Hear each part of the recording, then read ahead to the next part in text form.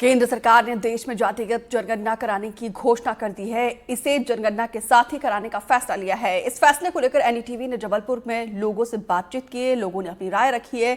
लोगों का मानना है कि इससे समाज के हर वर्ग की वास्तविक स्थिति सामने आएगी। योजनाओं का लाभ समान रूप से पहुंच सकेगा।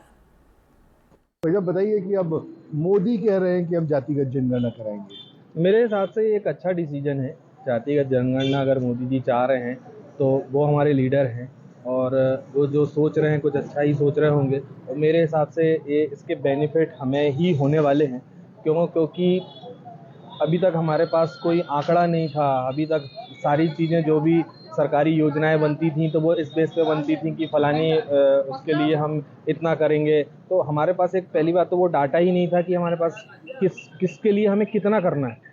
अगर हमारे पास एक डाटा रहेगा कि अगर ओबीसी हैं या एसटी एससी हैं या तो फिर ब्राह्मण हैं और जनरल कास्ट में हैं, तो हमारे पास एक डाटा रहेगा, गवर्नमेंट के पास डाटा रहेगा, तो जो भी पॉलिसी वो बनाएंगी तो उसके अकॉर्डिंग कि अगर मान लीजिए 80% लोग हैं जो सामान्य वर्ग से आ रहे हैं, 20% लोग हैं, तो अपने फंड का गवर्नमेंट जो है वो सही इस्तेमाल कर सकेगी कि हमें 20% लोग हैं तो उन पे हमें इतना फंड देना चाहिए। 80% लोग हैं तो ऑब्वियस है वहाँ पे फंड की ज़्यादा ज़रूरत पड़ेगी। तो हमें एक डाटा बनाने से ये हो जाएगा कि गवर्नमेंट जो अपनी पॉलिसी बनाएगी यहाँ के डेवलपमेंट के लिए उसको सही तरह से यूटिलाइज कर पाएगी। दूरियां नहीं बढ़ेंगी आपस में।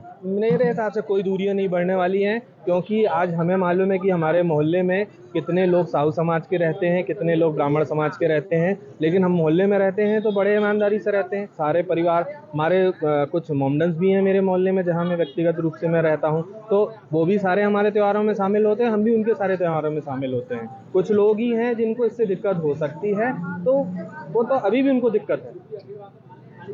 ये बताइए, भारत में अब जातिगत जनगणना होगी। नहीं सर, सही है, होना भी चाहिए क्योंकि इतनी जनसंख्या बढ़ रही है। कम से कम अपने एक आंकड़ा मिल जाएगा कि कितनी जनसंख्या इतनी हुई है अभी तक भारत में, और इससे लोगों को बेनिफिट भी रहेगा कि जनगणना जब होगी इसमें पता चलेगा कि कितने लोग हमारे हिंदू रह रहे हैं, कितने मुसलमान रह रहे हैं, कितने अदर कास्ट के लोग हमारे भारत में रह रहे हैं। जनगणना तो जरूरी है सर।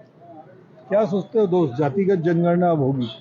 जैसा कि सर ने अभी बोला कि गवर्नमेंट का ये बहुत ही अच्छा डिसीजन है, जिससे सभी कैटेगरी को ये मतलब साथ में जोड़ करके जो भी इनकी पॉलिसीज आएंगी, योजनाएं आएंगी, सभी को मतलब सभी प्रकार से लाभ प्रदान किया जाएगा। लाभ होगा, डेवलपमेंट पे मतलब फोकस किया जाएगा, उसमें किसको कितना मतलब किस हिसाब से जो कैटेगरी मतलब बनाई गई ओबीसी एसटी एससी जनरल, जो उनको संख्या मतलब एक परसेंटेज उनको मिल जाएगा, तो उस हिसाब से उनको मतलब योजनाओं का लाभ प्रदान किया जाएगा। और भी कुछ लोगों से हम बात करते हैं। सरकार अभी अब जो अगली जनगणना होगी उसमें हर व्यक्ति की जाति के हिसाब से गिने जाएंगे कि देश में कितनी जाति के कितने लोग।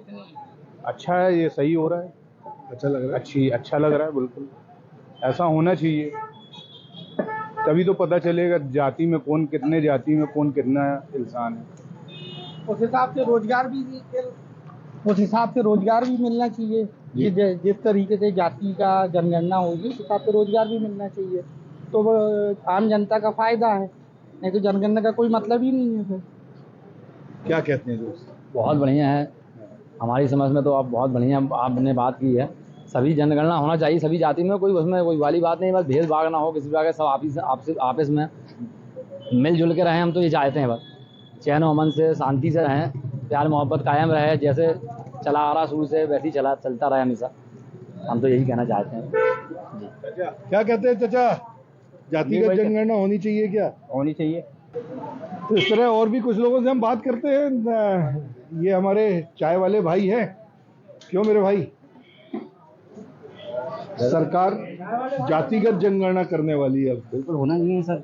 होना चाहिए जी, होना चाहिए। तो जबलपुर के प्राय सभी लोगों का ऐसा मानना है कि जातिगत जनगणना होनी चाहिए, इससे लोगों को निसंदेह लाभ होंगे। वीरेंद्र शर्मा के साथ संजीव चौधरी, एनडीटीवी।